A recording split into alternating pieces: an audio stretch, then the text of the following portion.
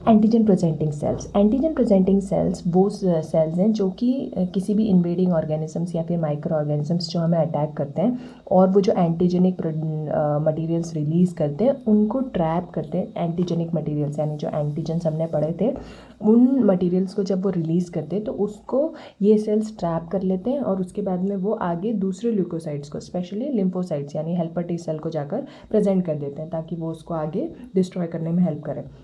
Antigen presenting sales 3 type के होते हैं। कौन से मैक्रोफेजेस, डेंड्रिटिक सेल्स और बी लिम्फोसाइट्स। अब मैक्रोफेजेस होते हैं, मैक्रोफेजेस वही जो कि मोनोसाइट्स थोड़े और डेवलप हो गए हैं और फिर वो साइज़ में बढ़ गए, ज़्यादा फैगोसाइटिक हो गए।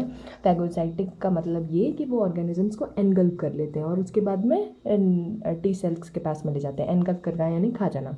फिर डेंड्रिटिक सेल्स होते हैं जो कि नॉन फैगोसाइटिक होते हैं, ये खाते नहीं हैं, ये सिर्फ ट्रैप कर लेंगे। अब इन सेल्स से ऐसे प्रोजेक्शंस निकल रहे होते हैं ना, तो ये उनमें ट्रैप कर लेते हैं और फिर आगे जाके प्रेजेंट कर देते हैं। अब ये डेंड्रिटिक सेल्स मोस्टली स्किन की कवरिंग में, यानी अगर किसी ऑर्गन की भी बात कर रहे हैं तो उसकी कवरिंग में होंगे। अब स्प्लीन में ये क्या करते हैं, ये ब्लड, स्प्लीन के अंदर ब्लड में ट्रैप कर देते हैं एंटीजन को, फिर आगे प्रेजेंट करते हैं। फिर लिम्फ नोड्स में ये फॉलिकुलर डेंड्रेटिक सेल्स होते हैं, मतलब लिम्फ नोड्स के अंदर जो डेंड्रेटिक सेल्स होते हैं उनमें फॉलिकल्स होते हैं, इसलिए उसको फॉलिकुलर बोल रहे हैं। और वो क्या करते हैं, वो लिम्फ के अंदर ट्रैप कर देते हैं एंटीजन को।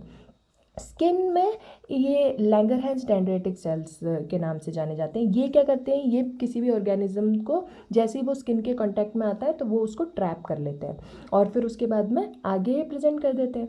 अब बी लिम्फोसाइट्स भी एंटीजन प्रेजेंटिंग सेल्स की तरह पे काम करता है, बट ये लीस्ट इफेक्टिव होगा क्योंकि इसको भी टी सेल्स का एक्टिवेशन चाहिए।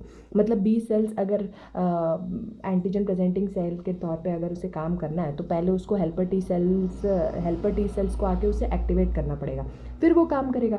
अब बी सेल्स का ऐसा है कि वो ऑलरेडी एंटीजन रिसीविंग सेल्स की तरह काम करता है। मतलब ये जो एंटीजन प्रेजेंटिंग सेल्स है ये किसी को तो जाके प्रेजेंट करेंगे ना, तो बी सेल्स को प्रेजेंट करते हैं, ये हेल्पर टी सेल्स को करते ही हैं। उसके आगे अगर और एंटीबॉडीज़ बनानी या फिर और कॉम्प्लेक्स आउटकम चाहिए हमें तो वो जाके और एक्टिवेट करके बी सेल्स को प्रेजेंट करते हैं। तो B cells actually antigen receiving cell का काम भी करता है, इसीलिए वो उतना इफेक्टिव नहीं है एंटीजन प्रेजेंटिंग सेल में, बट कभी अगर बहुत ज़्यादा ज़रूरत हो तो बी सेल्स भी वैसा काम कर ही लेते हैं।